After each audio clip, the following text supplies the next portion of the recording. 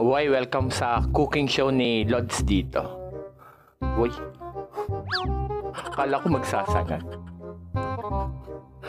Para saan yung yelo? Tapos tinunaw niya rin yung yelo sa mainit. Uy. Tapos binayo. Tapos inilagay sa food processor. Mukhang maraming pinagdaanan yung kanin na to, ha? Uy, ano to? Ano ba to? Matamis na bao. Tawag nila rito. Asukal ba yun o kandila? Basta yung matamis yun na yun. Uy, tare, may digital weighing scale si Idol dito. Uy, sineparate yung dilaw. Uy, lumubog. Tapos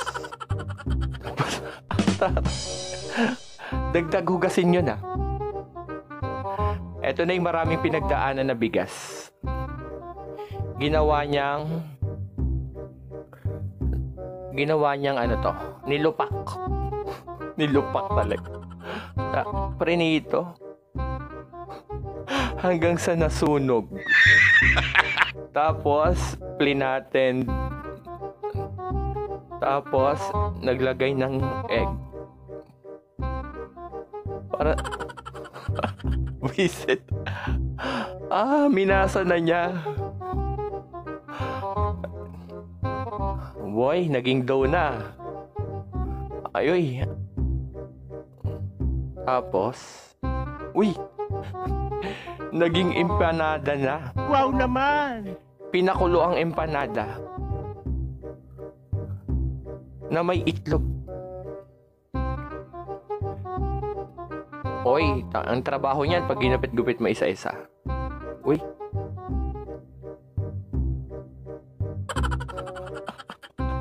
Ginupit mo tapos pinagsama-sama mo rin lahat. What? Yan, ito yung matamis kanina. Tapos tinunaw mo rin. Napakalupit ng chef natin ngayon dito, mga idol. Tapos pinirito din. Para daw lutong-luto. Tapos grabe, akala ko gano'n na siya ipi-plating. Tapos may pipino.